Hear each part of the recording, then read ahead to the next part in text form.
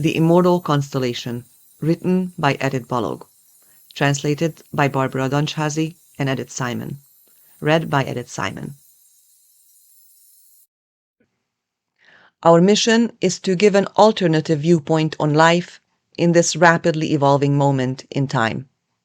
We feel there are many out there who have been waiting for such a message, which is why we poured our time, energy, and love into this project's manifestation, to aid humanity as well as ourselves in this transformation, to land together in a new, better reality, bathed in the sea of love and eternal unity. If you resonate with this message and would like to support our work, please feel free to share it with your community. Please subscribe, share, and like this video so the YouTube algorithm will suggest it to others interested in this topic. Thank you. Life.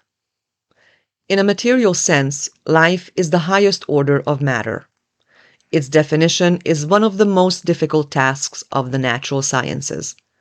There are many various interpretations of life. The sciences try to draw a line between living and non-living, but in reality, this is only division and classification based on certain ideas.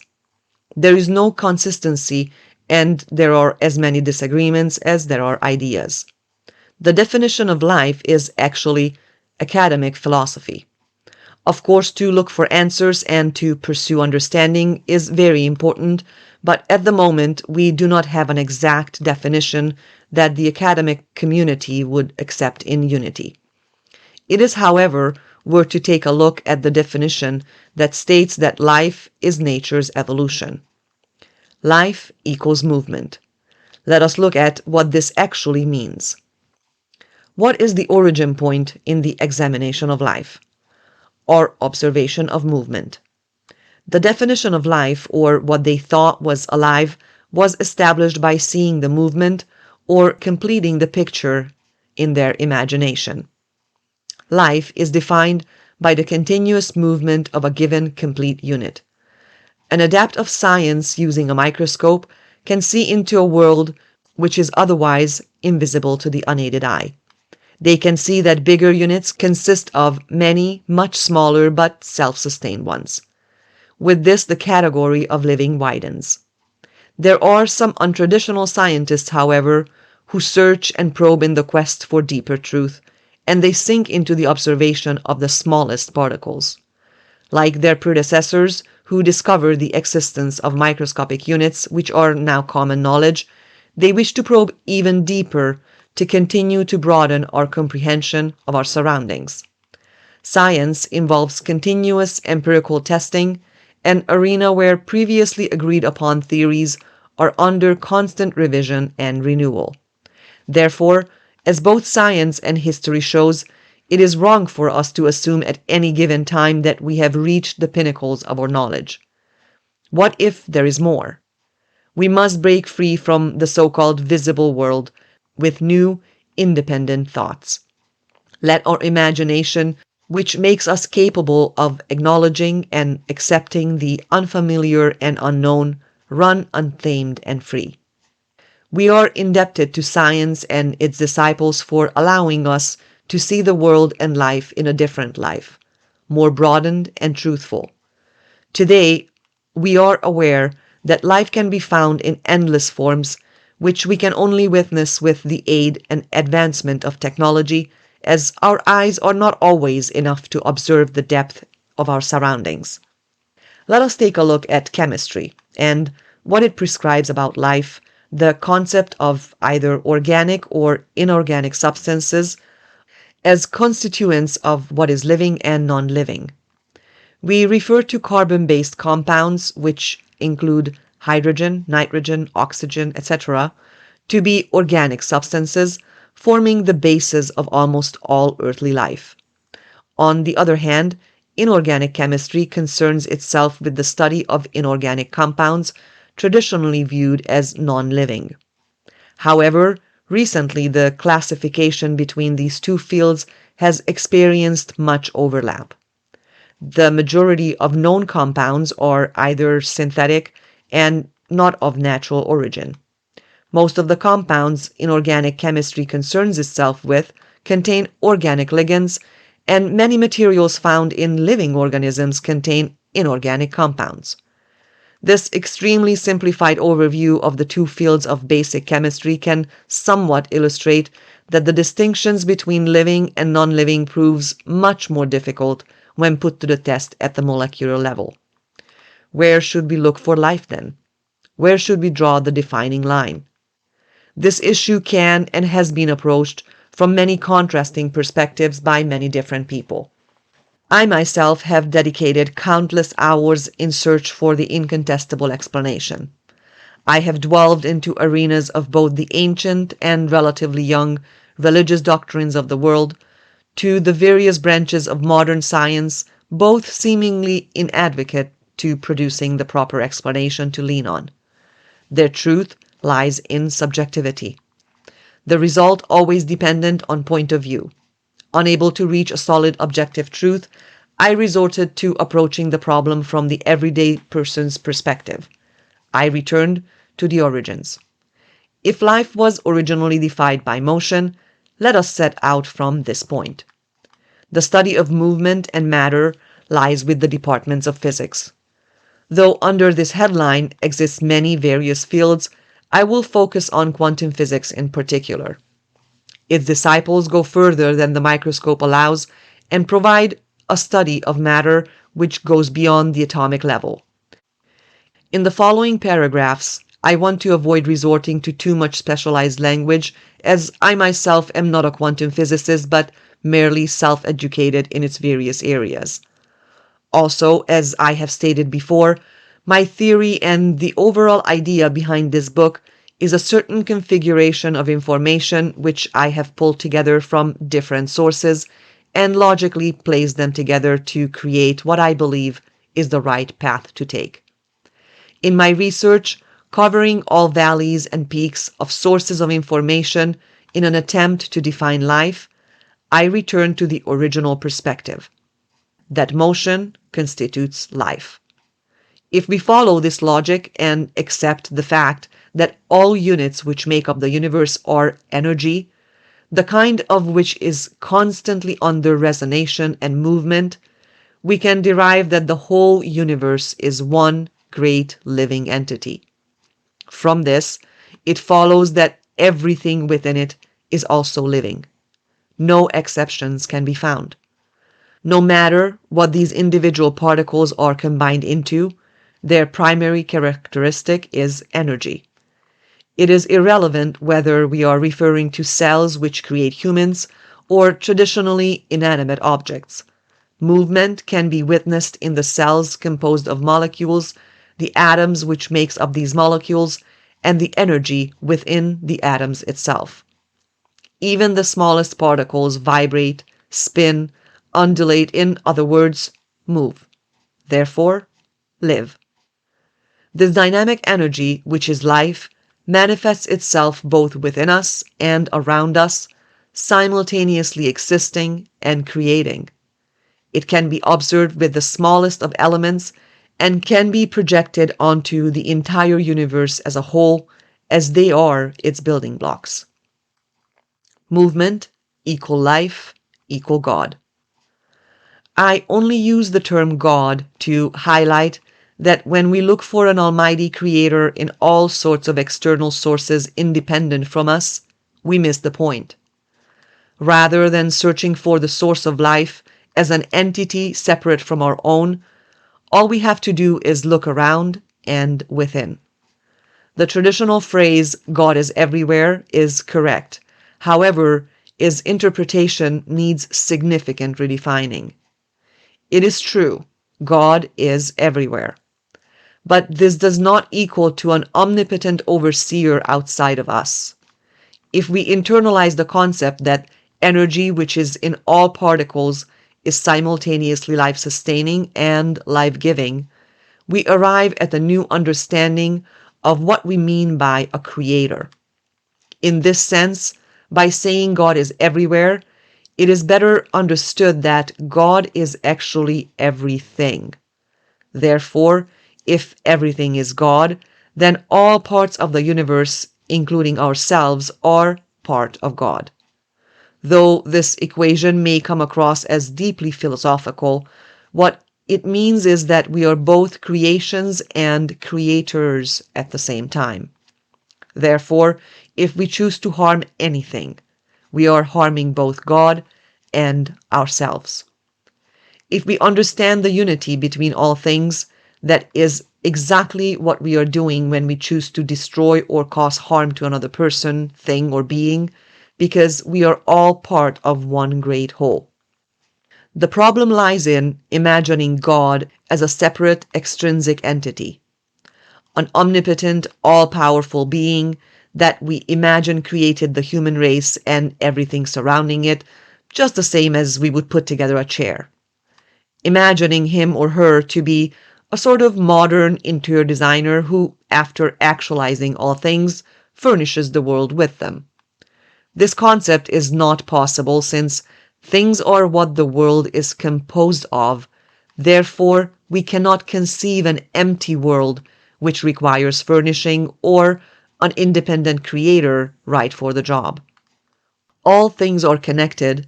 Therefore, no creature or commodity is separate from one another and cannot be overseen by a separate God.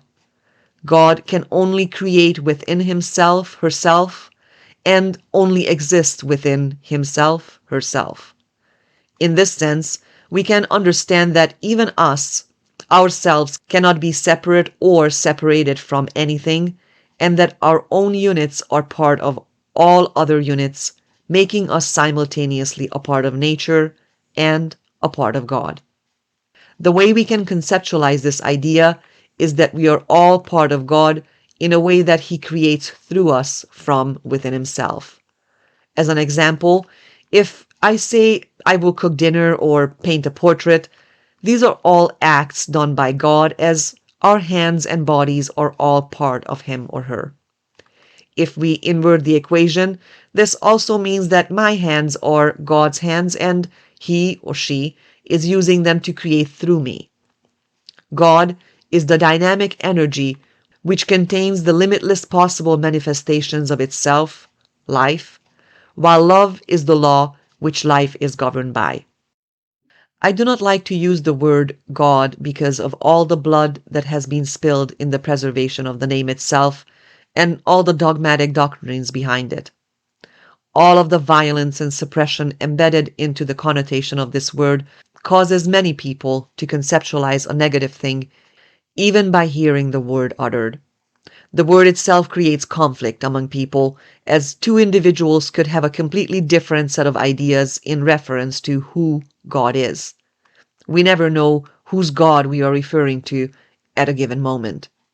These polarized perspectives establish grounds for conflict and warfare because those who have come before us have destroyed and opposed in its name. I am not against God. Neither am I against humanity, life, or nature, or its laws. I accept the many names and various conceptions people possess about our Creator, but what is important is what the word really entails, so we can live by it instead of die by it.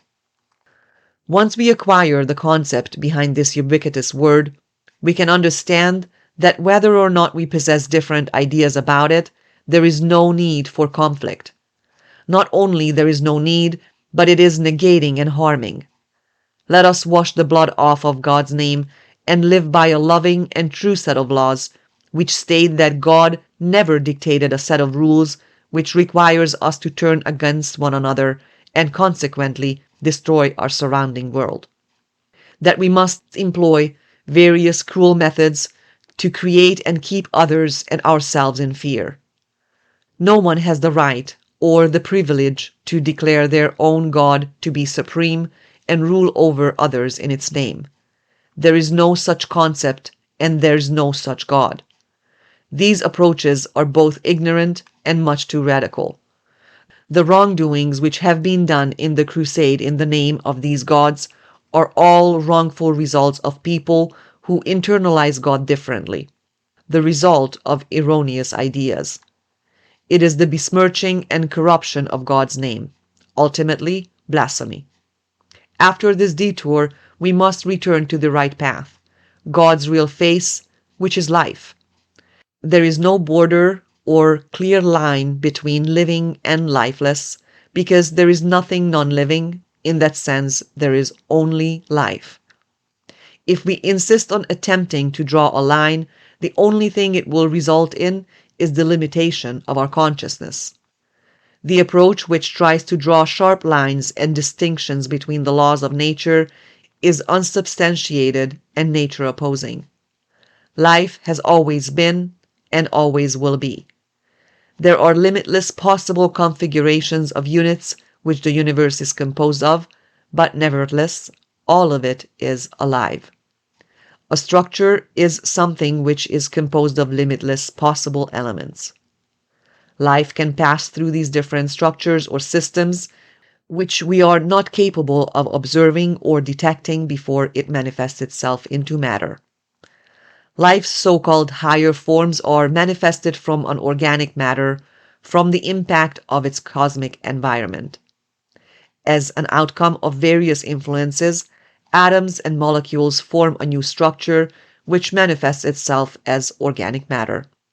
What we refer to as higher forms of life, which are organic based, it is possible this is just our point of view, but we cannot rule out any other possibilities because we cannot be certain. In years to come, we may be able to discover and observe new concepts and phenomenon concerning life. Growth and evolution exist on all levels. It is life itself. It is a changing process under constant movement. Life, a continual metamorphosis. The atom never grows weary. The electron tirelessly circles around the nucleus, never growing old. Life is eternal. All entities are under continuous change as a reaction to the external influences of their environment. Because of this, it continues to restructure itself from within. From the living whole, by various configurations, the quantum units, due to certain influences from their surroundings, detach and form brand new units, going outward to create bigger and bigger entities. This process carries on forever, resulting in an endless possible way whereby the units detach and reconfigure. Every individual unit, such as an atom or molecule, no matter how small, possesses a collective consciousness. It is aware that it is part of something bigger, as it is where it originated from, therefore it forever retains this connection. Its collectivist nature is present in the unit itself. Its survival and functioning is directly reliant and made possible by one law. This law prescribes that all units must function together as a unified mechanism in harmony. This harmony is established by the collective mentality, which allows them to be aware that they are separate entities, yet all part of one whole.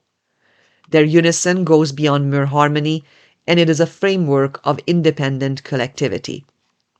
When this unison is ruptured due to environmental influences, the process will shift in direction and they will break their unity.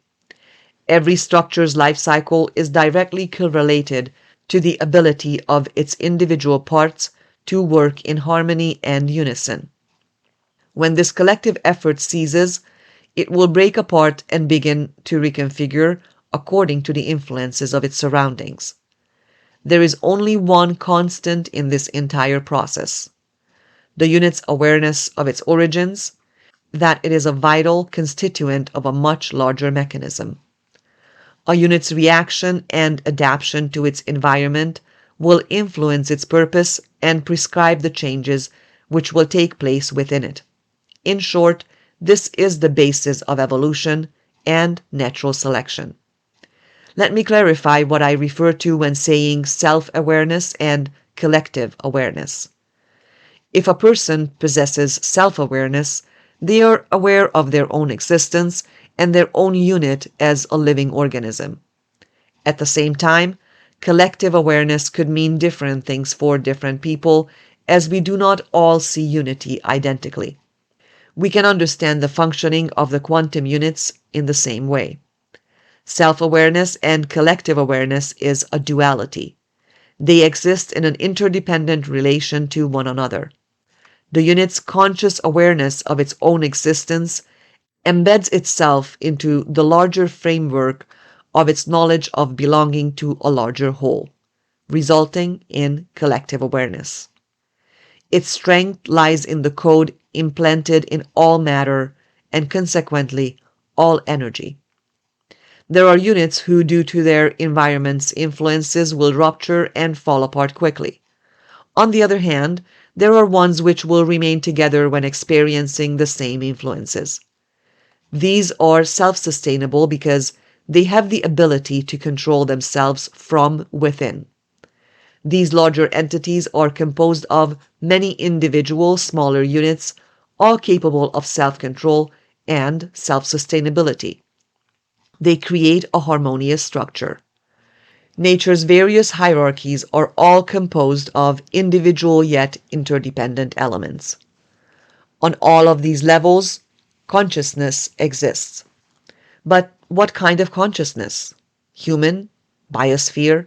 Atomic energy based? Whatever level it is, self and collective awareness are its primary determinant factor. The given unit reacting to external impulses experiences change. The direction of these changes, which is not always predetermined, will be determined by these two types of consciousness. The direction of the change will depend on how the unit's interdependent awareness will react to the impulse. This is why life's evolvement is undeterminable. We may think that these changes deter the laws of nature from attaining perfection, but it acts as actually the opposite. The unit's ambition to keep in unity will always change its structure to the current parameter's desirable form. We can also understand this as being nature's or life's free will. If things were to be predetermined, life would be unable to build reality in ever-changing continuity. The simultaneously creating and created life force always goes towards the direction which will manifest itself perfectly in matter. In other words, matter needs to realize and actualize itself, which is only possible if our body, which is matter, is able to sense and our brain able to comprehend the existence of our consciousness and life's real purpose. If we are capable of comprehending nature's laws with our consciousness, we can exist with our real, true free will. It is necessary to realize and understand all of this, as only then we can consciously direct ourselves. I believe humanity is at the point where they are able to comprehend the matter's living and spiritual significance and existence and see the universe's drive to upkeep life. The view which tells us only one reality and objective truth exists only illustrates our present reality's shortcomings. We can say that only what we know exists, and we may say that the laws of physics are all-encompassing and never prone to fallacy, that there exist no other realities, and then this becomes our own reality. Is there any room left for the possibility of other realities existing? Imagine for a moment that maybe our reality is dependent on and determined by humanity's collective consciousness. This is the force which holds the power to shape it. An opposing, selfish, greedy, and malevolent morale will bring into existence exactly that type of reality. The spirit or collective which wishes and drives forward to achieve the betterment of one another and their reality will reconfigure to create new laws which allow for its evolvement according to their goals. If we say that there is such a possibility, then we can state that our actual reality is formed by humanity's collective spirit, and by paying enough attention, we can witness in today's world that this is indeed the case. As children grow up and learn, internalizing their previous generation's ideologies and traditions, they learn and internalize reality and its limits. Because of this, they let go of their brave childhood dreams and world-altering ideas which were originally limitless. When they were children, these idealistic goals possessed no limits, which are the true nature of life and humanity. As an individual grows older, the imagination shrinks and the belief system solidifies and becomes less flexible. It becomes predictable. This process results in the formation of a false ego.